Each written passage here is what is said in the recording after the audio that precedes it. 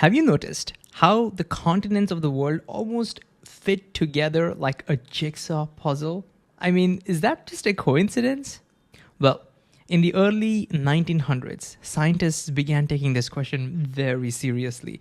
And over the next few decades, as they dug deeper, what they found led to one of the most important ideas in earth science. So, what did they find?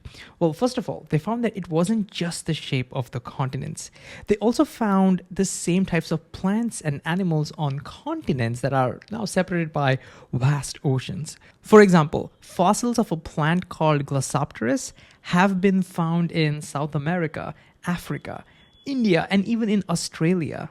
And similarly, fossils of a land animal called Lithosaurus have been found in Africa, India, and even in Antarctica for that matter. Think about it. These organisms couldn't have crossed an ocean. So how did they end up so far apart? But that's not all. Then came the rocks. Scientists studied layers of rocks across different continents using an idea called the law of superposition.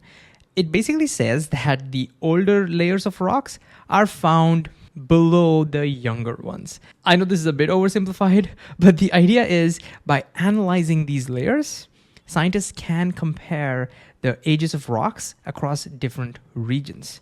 So when they did this, they found that rock layers in places like Brazil and West Africa matched both in age and structure. Again, these regions are separated by thousands of kilometers. So how is this possible? But there's even more.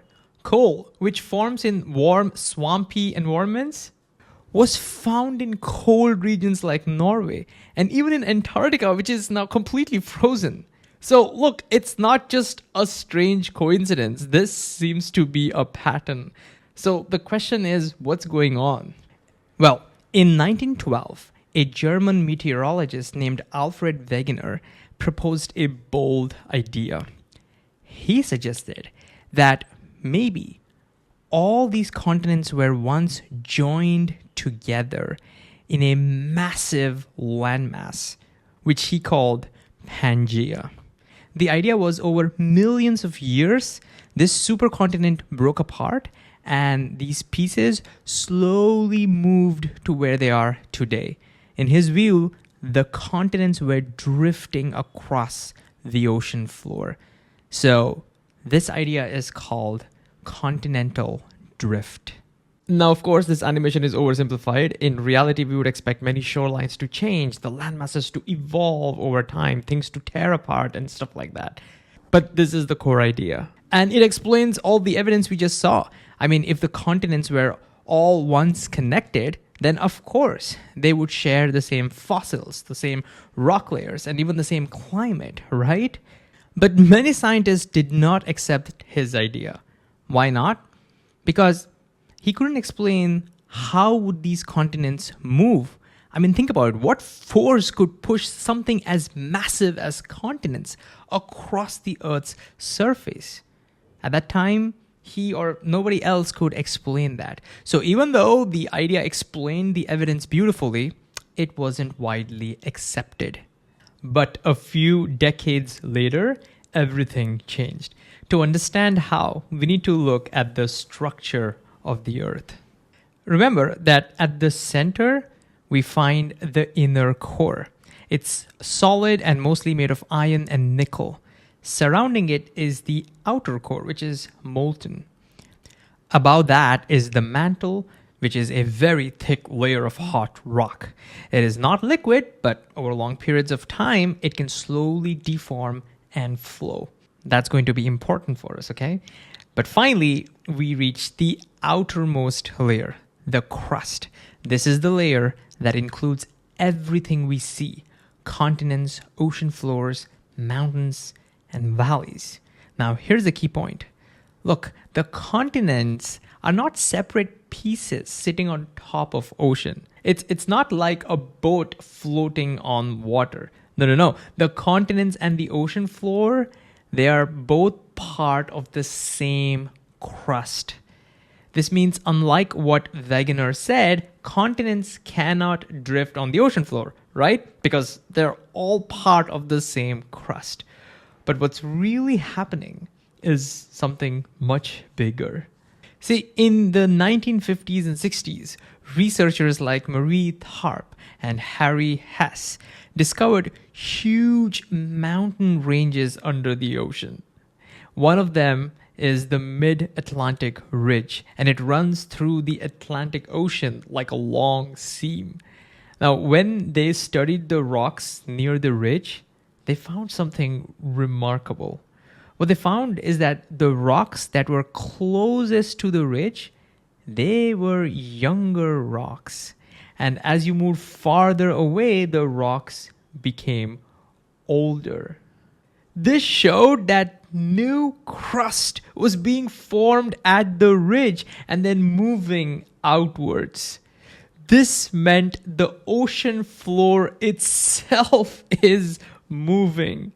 So today we call this process the seafloor spreading. So this discovery led to a much bigger idea.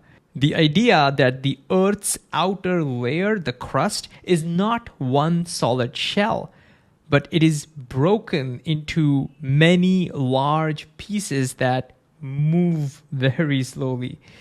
These pieces today are called the tectonic plates.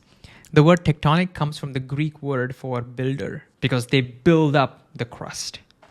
And so Wegener's idea starts making sense again. It's not that the continents are drifting on the ocean floor. No. It's that the entire crust pieces, these tectonic plates, that itself is moving. But again, we can ask the same question. What causes these giant, massive plates to move? To answer this, let's refine our picture of the Earth's layers. If we look at the upper part of the mantle, that's pretty solid. So the crust along with this upper solid part of the mantle together is called the lithosphere. It's basically the crust plus the upper solid part of the mantle. And below it is the softer layer of mantle, which we call asthenosphere. It's this layer that can slowly flow like hot plastic. So the idea is tectonic plates, which is basically the lithosphere, they move on top of this asthenosphere.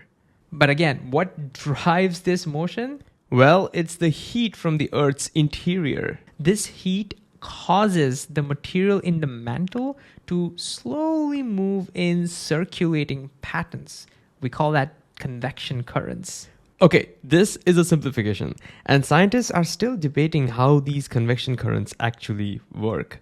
But what's important for us is that these movements are extremely slow. Just a few centimeters per year, but over millions of years, they move entire plates across the planet.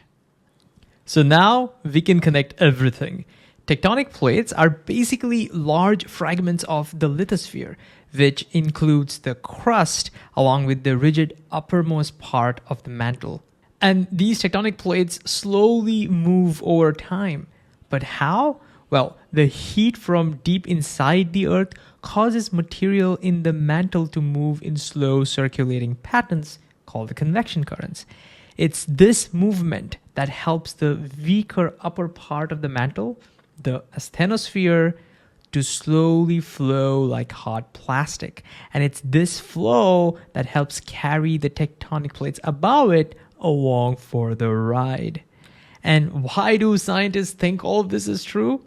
Because it explains the evidence we saw earlier. It explains why the same fossils and matching rock layers are found in continents separated by vast oceans.